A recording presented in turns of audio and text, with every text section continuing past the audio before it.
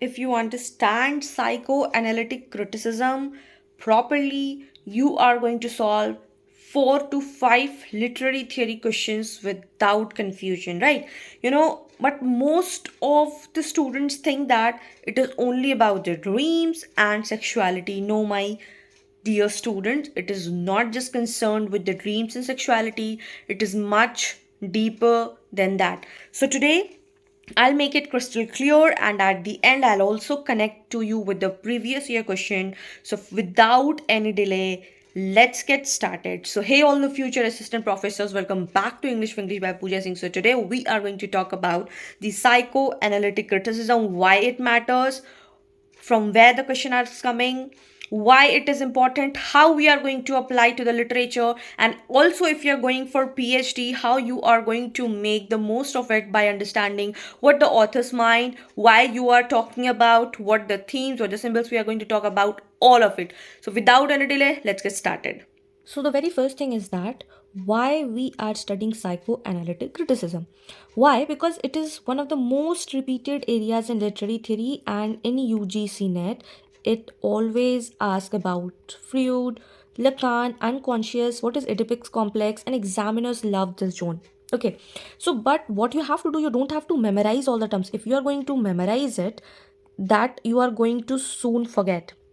Until unless you are not understanding the logic, it is of no use. So it's better for you to understand the logic rather than to memorize it. Okay, now what is psychoanalysis? The very first thing is that psychoanalysis was developed by Sigmund Freud in the late 19th century. Okay, it is a branch of psychology, study of conscious and unconscious mind, dreams, desires, and the human mind. And whenever we talk psychoanalysis in the term in the English literature, we think of especially the unconscious. Now, if you're going to simplify it, now you are studying it. Now, what we have to understand that Freud says that we are not fully conscious beings.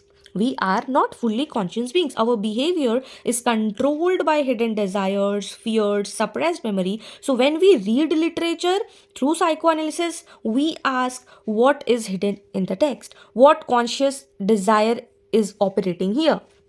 So, the very understanding what you have to understand one thing, that you have one thing.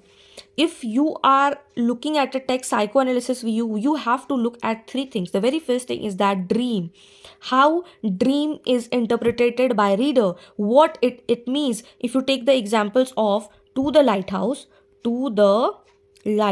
okay, I'm writing in short, to the lighthouse, you will say Mrs. Ramsay character was a lot of symbols, symbolic text, mind of the character, stream of consciousness, the way she was thinking. So it reveals a lot about the character and how the dream is being interpreted. Then the second thing, how we are going to apply on the literature. If we are talking about the psychoanalysis, we think that what it the author view, what is the author of the view, what it tells. Psychoanalytism criticism says that it is the window to the mind of the reader. You can understand the author from the text, from the psychological stability, right? So this is very important thing. And also, if you look at the example of Emily Dickinson, if we'll talk about the example of Emily Dickinson, you will see you have heard of sweetest, success is sweetest, and all those. If you'll see the pattern, unequal lines are there, right? The capitalism, the glimpses of the unconscious desire. She used to create an outlet. She created an outlet for the unconsciousness dream. She was not accepted by the society, so she wanted to express the life which was hidden, right? So this is very important that you have to understand it, that she was getting sexual pleasure when she was suffering from pain. And why does that happen? Because her mother killed herself in front of her, and this traumatized her, and we can see this in her works and can be seen in the text as well. So this is the very, very important things you have to understand. The very first thing is that dream.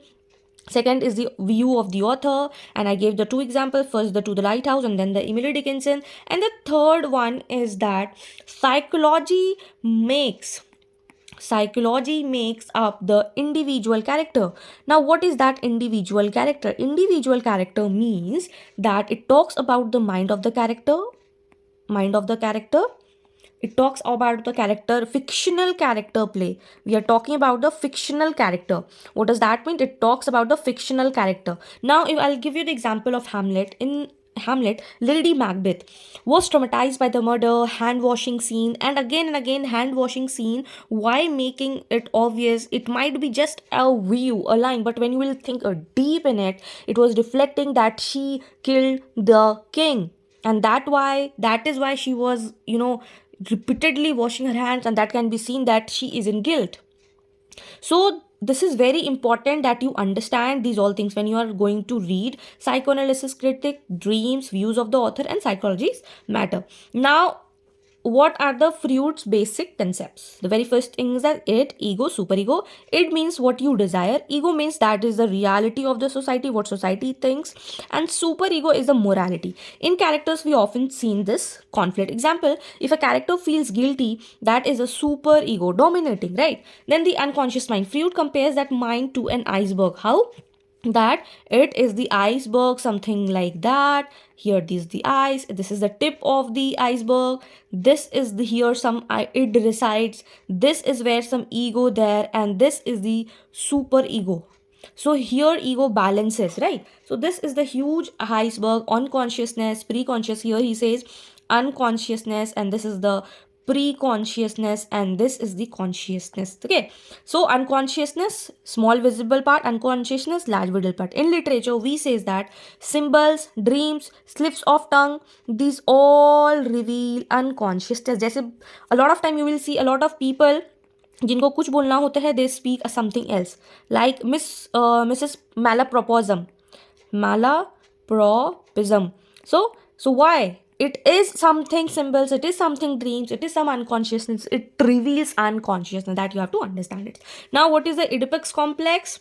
So Oedipus complex, Freud says that child unconsciously desires opposite sex parent and competes with same sex parent, and exams ask this concept, and this is not the personal judgment.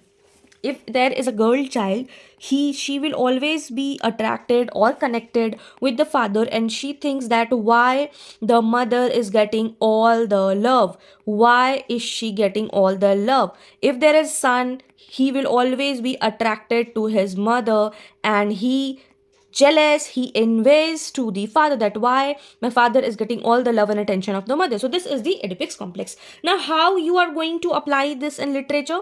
So when we apply in psychoanalytic criticism, we analyze author's unconsciousness, character psychology, reader response, symbols, and dreams in text. How? What is the author's unconsciousness, what he wants to say in the text, what he wants to say. Character psychology, why Lady Macbeth was washing her hand again and again. Reader response, what is your thought why Lady Macbeth was walking. Symbols and dreams in text, what are the symbol, why symbol of lighthouse was there, why the Lady Macbeth washing hand scene was there. So if this is the example, if a novel repeatedly shows water, darkness, or mirror imagery, it means psychoanalysis asks why unconscious, why conscious, what reader wants, what author wants. Okay, then if you talk about the Lacan, so Jacques Lacan interpreted Freud. He says unconsciousness is structured like a language, and this connects psychoanalysis with the linguistics. Okay, and if you talk about Jacques Lacan, he has talked about mirror stage, imagery, symbolic real. Mostly in exam, this concept match questions come. If you talk about the PYQs, UGC NET questions have been asked on who proposed Oedipus complex, what is the structure of the mind, who said unconsciousness is structured like the language.